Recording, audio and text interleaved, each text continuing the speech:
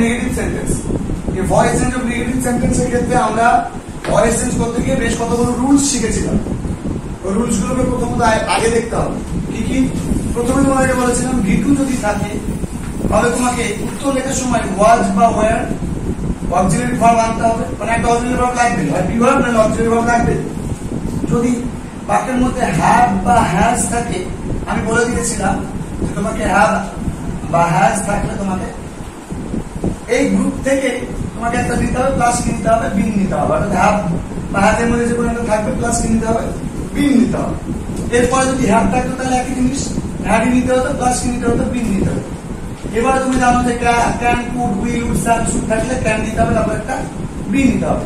Can থাকলে can be, could থাকলে could be, shall থাকলে শ্যাল বি, উইল থাকলে উইল বি, উড থাকলে উড বি, মে থাকলে মে বি, যা থাকবে তাই নিতে হবে মোডালের ক্ষেত্রে। Can, could, will, would, shall, should, may, might, use to, are to, have to, has to, have to, এগুলো যদি থাকে যা থাকবে তোমাকে তাই নিতে হবে। এবারে হ্যাভ টু, হ্যাভের একটা গ্রুপিং আছে। আর ভিয়ন যদি তাকে আমরা কি বলে দিয়েছিলাম, ভিয়নের জন্য আমরা বলে দিয়েছিলাম যে ইজ বা আর বসবে। এবার ভালো করে লক্ষ্য করে দেখো, এক্ষেত্রে তোমাকে দেখতে হবে, আমি দুটো উদাহরণের প্রথমে নিয়েছি, যে দুটো তোমার সবচেয়ে সমস্যা হবে, দেখে দেখাও যে দুটো তোমাদের সবচেয়ে বেশি সমস্যা হবে, সে দুটো হচ্ছে এই দুটো। এখানে দেখো প্রথমেরটাতে বলেছে I do not like tea, মানে আমি চা পছন্দ করি না। এবার এক্ষেত্রে তুমি দেখো এই যে ডু নট কথাটা আছে। আচ্ছা, ডু এটা ভার্বের কোন ফর্ম বলো? প্রথম ফর্ম। প্রথম ফর্মটা কি বলেছি, ইজ বা আর, মানে অ্যাম ইজ আর, যেকোনো একটা বসবে। অ্যাম ইজ আর, এটা আমরা জানি যে অ্যাম ইজ আর বসবে। তাহলে তুমি এবার বলো যে এখানকার অবজেক্ট কোনটা? এদিকে দেখো অবজেক্ট কোনটা, এটা টি। তাহলে এই যে টি থাকলে টি এর টিটা অবজেক্ট কেন বলতো, মানে এটা সাবজেক্ট প্রথম শব্দটা। এরপর ডোন্ট, এটা তো নেগেটিভ হয়, এইটা হচ্ছে আসল ভার্ব। তাহলে ভার্বের পরে কে থাকে? অবজেক্ট থাকে। তাহলে আমার এখানে টি হচ্ছে অবজেক্ট। এতটুকু বোঝা গেল? এরপরে আমি তাহলে টিটাকে অবজেক্টটাকে আগে নিয়ে আসতে নিলাম। এবার আমি কি বলেছি, এখানে ডু নট আছে। ডু মানে কি? ভিয়ন। আর ভিয়ন, ডু হচ্ছে ডু এর ফর্মটা কি? ভিয়ন। তাহলে ভিয়ন থেকে আমি বলেছি অ্যাম ইজ আর এর মধ্যে যে কোনো একটা তোমাকে নিতে হবে। কোথায়? তুমি অবজেক্টটা নিবে, তার পর নিতে হবে। তাহলে এবার বলো যে টি এর পরে তুমি কি নিবা? ইজ। তাহলে ইজ নিব। এবার ব্যাপারটা হচ্ছে এখানে যে এখানে ডু নট আছে না ডোন্ট আছে? ডোন্ট আছে। তাহলে এখানে তোমাকে নটটা লাগাতে হবে, কিন্তু এখানে কিন্তু নট নাই, এখানে কি আছে? এন, তারপর তুমি এরকম এন অ্যাপোস্ট্রোফি দিয়ে লিখবা। তাহলে টি ইজন্ট হলো। এরপরে এই যে ভার্বটা কি গো? Third form. তাহলে কি লিখবা? লাইট বাই, আই থেকে কি হবে? মি।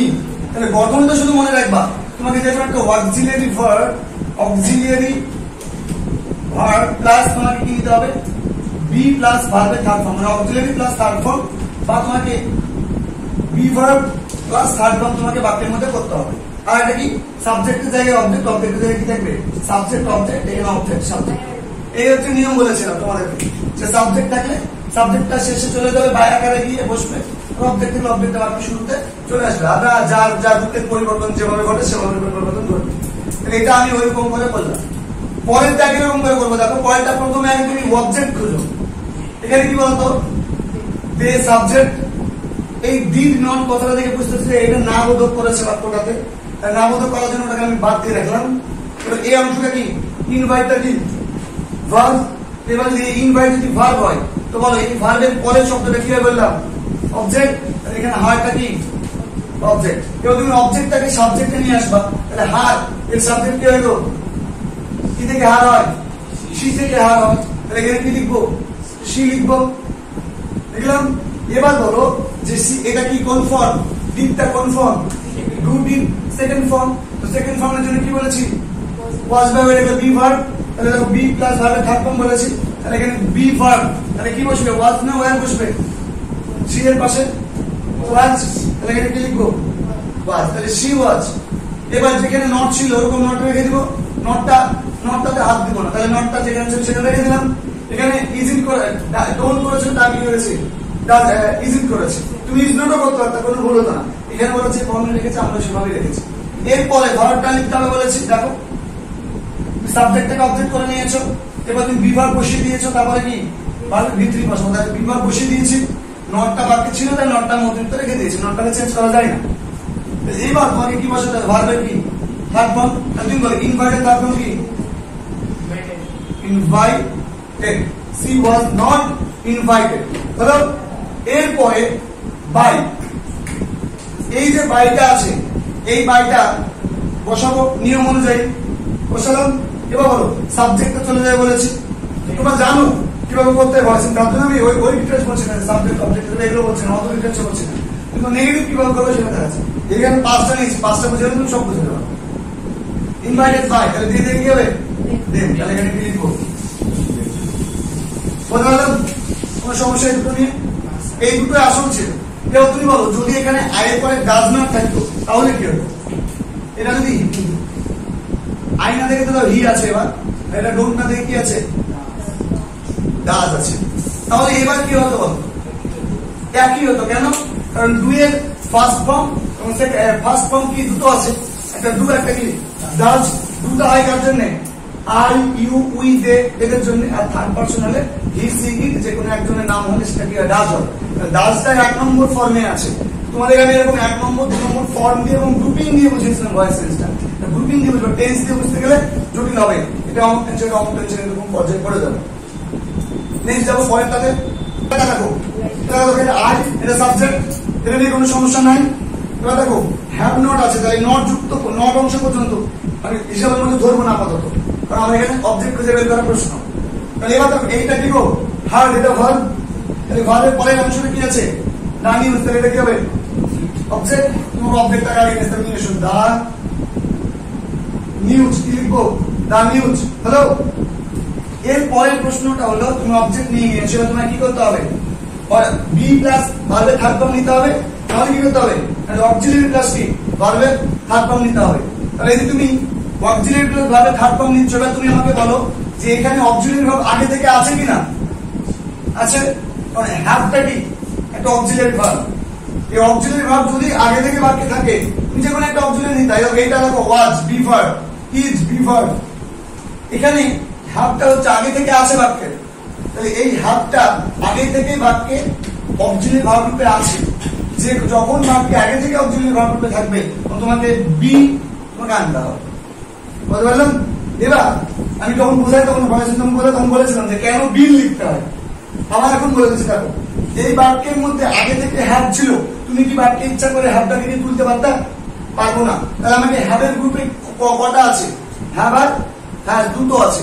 হ্যাভের গ্রুপে হ্যাভ আর হ্যাজ আছে। তুমি বলো এই নিউজের পরে হ্যাভ বসবে না হ্যাজ বসবে সেটা বলো। হ্যাভ বসবে, কারণ নিউজের সিঙ্গুলার প্লুরাল হয় না। এক্ষেত্রে নিউজের সিঙ্গুলার করতে গেলে বলতে হবে a piece of news, two pieces of news এরকম হতো, কিন্তু এখানে সব নাই, এখানে শুধু নিউজ আছে। তাহলে এটা কি হবে? হ্যাঁ, তুই বলো নিউজ হ্যাজ। এরপরে তোমাকে এটা কি আনতে হবে? বি আনতে হবে বলেছি। যেহেতু এ বাক্যে আগে থেকে হ্যাভ ছিল, তাহলে এক্ষেত্রে কিন্তু ছিল না। দুবার এটা তুমি তোমাকে তুলে দিতে হচ্ছিল, এটা তুলে দিতে হচ্ছিল। তাহলে এক্ষেত্রে তোমার হ্যাজ আগে থেকে আছে, তোমাকে এবার এরপরে বি লাগাতে হবে। কিন্তু হ্যাভের পরে বা হ্যাজের পরে ভার্বের কত নম্বর ফর্ম বসে? হ্যাভের পরে কত নম্বর ফর্ম বসে? হ্যাভের পরে অলওয়েজ কি প্রেজেন্ট পারফেক্ট টেন্স করিয়েছি। হ্যাভ থাকলে ওর পরে কি বসে? ভার্বের থার্ড ফর্ম বসে। তাহলে এক্ষেত্রে তুমি হ্যাজের পরে বসাচ্ছ কাকে? বি কে। তাহলে বি এর থার্ড ফর্ম কি? বি বিন বিন। তাহলে এখানে কি লিখতে হবে? বিন। এই কারণের জন্য বিন আসে হ্যাজের পরে। বুঝতে পারলাম? তাহলে দা নিউজ হ্যাজ বিন, এইটুকু হলো। এবার এখানে যেখানে নট আছে, নটটা নটের জায়গাতে আমি রেখে দিব। তুমি বলতে পারো স্যার তাহলে আপনি এখানে হ্যাজের পাশে বিন কেন বলেন? হ্যাজের পাশে তো আসলে হ্যাভের পাশে তো নট ছিল। আসলে তুমি হ্যাজ করছো, যদি হ্যাজ করলে সঙ্গে সঙ্গে তুমি যদি ভয়েস চেঞ্জ করছো, তোমাকে হ্যাজের পর পর একটা বিভাগ নিয়ে আসতেই হবে। কারণ এখানে যতক্ষণ তুমি নিচ্ছ এটাও একটা বিভাগ, এটাও একটা বিভাগ। আগে থেকে অক্সিলারি ভার্ব থাকলে অক্সিলারি ভার্বটার পরে তোমাকে বি নিতে হবে, অক্সিলারি ভার্বটার পরে তোমাকে বি নিতে হবে, তারপরে তোমাকে থার্ড ফর্ম নিতে হবে। আর যদি অক্সিলারি ভার্ব না থাকে বাক্যের মধ্যে, তুমি নরমালি কি নিবা?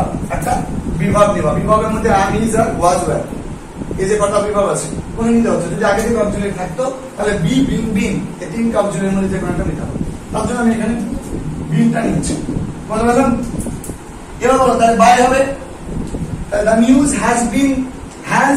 এবার বলো এখানে বিন হ্যাজ বিন নট করেছি, মানে আছে কথাটা শুনতে। তার জন্য এটা করতে হবে হ্যাজ নট বিন করতে হবে। কারণ মনে রাখবা যে হ্যাভের পরে যেমন নট ছিল, হ্যাভের পরে তোমাকে নটটা লিখে দিতে হবে।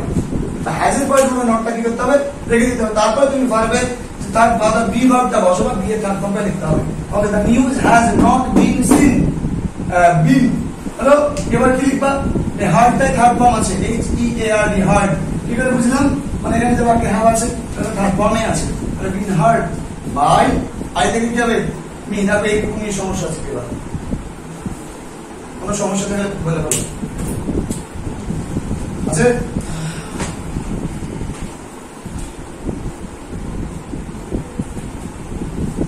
এর পরে দেখো, একসাথে তুলতে দিচ্ছি পরে। এর পরে দেখো, এর পরেটা কি হবে, he should not take fast food. এক্ষেত্রে এইটা তোমার সাবজেক্ট, শুড অংশ নট পর্যন্ত ধরবো না বলেছি, এটা আমার ভার্ব, মেইন ভার্ব, এটা আমার কি অবজেক্ট। তাহলে ফার্স্ট ফুড আগে নিয়ে চলে আসো, ফার্স্ট ফুড। আমি তোমাদেরকে বললাম একটু আগে যে ক্যান থাকলে ক্যান বি, ফুড থাকলে কুড বি, শুড থাকলে শুড বি, কুড থাকলে কুড বি। তাহলে এখানে কি আছে, শুড আছে, তাহলে তুমি কি লিখবা, শুড। কিন্তু প্রশ্নটা হলো যে শুডের সাথে কি আছে, নট আছে, তাহলে নট কাটে দিতে হবে। হলো, তাহলে কি এবার বি। এবার তোমার প্রশ্ন হলো যে স্যার এখানে কেন বি আনলেন। আমি বললাম যদি অক্সিলারি থাকে, অক্সিলারি থাকলে তোমাকে কি আনতে হবে, বি আনতে হবে। এবার এই শুডের পরে সবসময় ভার্বের কি বসে, মোডালের পরে ভার্বের ভিয়ন বসে, তার জন্য বি এর ভিয়ন কি বি হয়, তাই তোমাকে এখানে বি রাখতে হয়েছে। বোঝা গেল। তাহলে fast food should not be, এবার টেক থেকে কি হবে, টেকেন। তারপরে বাই, তারপরে কি আছে, হি থেকে হিম।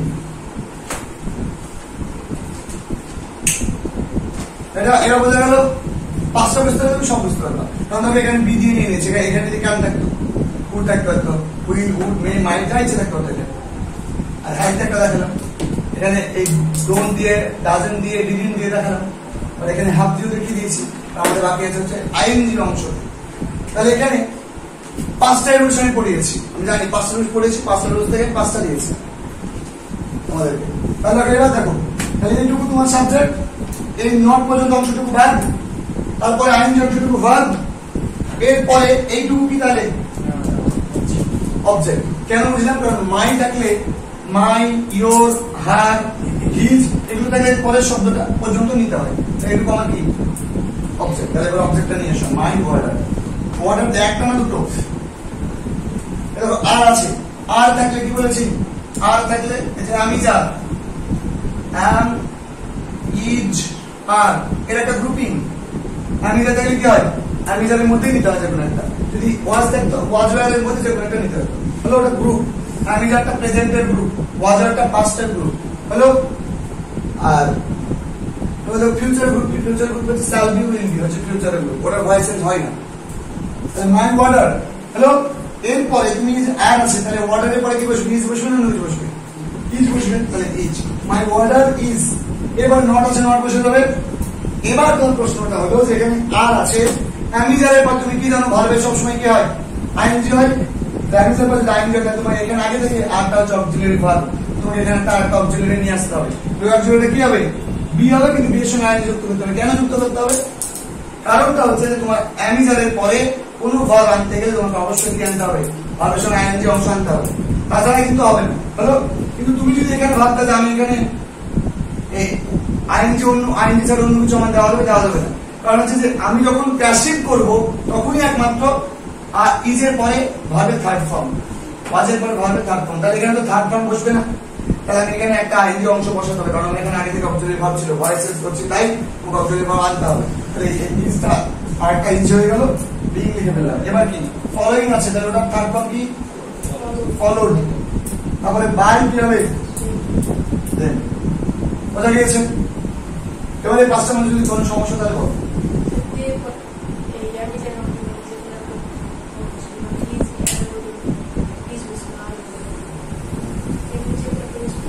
না, এখানে যে কোনো একটা বসে বলতে তুমি যখন ভয়েস চেঞ্জ করতে যাবো, এখানে তো আগে থেকে আর বসে আছে, আর এর গ্রুপে থাকে অ্যামিজা, এই তিনটে। তাই তোমার উত্তর করার সঙ্গে তোমাকে তিনটে মধ্যে আসে দেবে না, অন্য কিছু আসবে দাদা বলে দিচ্ছি। আবার ধরো তোমার এখানে ওয়াজ থাকবে, ধরো এখানে ওয়াজ থাকবে, এখানে আমার থেকে কি থাকলো, এখানে ওয়াজ থাকলো, তুমি এখানে কি লিখতে, এই নিজে তুমি কি লিখতে তখন ওয়াজ লিখতে, সিম্পল জিনিস। এবার এখানে ধরো হ্যাভ আছে, তো এখানে তোমার হ্যাভ দিয়ে দিয়েছি, তুমি এখানে কি লিখতে, হ্যাভ থাকলে এখানে তুমি কি লিখতে তখন হ্যাভ দিবে, বুঝতে পারলে। হ্যাঁ দিয়ে কোনো সমস্যা আমি তোমাদের রুলস গুলো নিয়মগুলো আমি বলে দিচ্ছি একটু আমি তোমাদের রুলস গুলো লিখে দিচ্ছি তোমরা তাহলে এখন ইচ্ছে না ভাই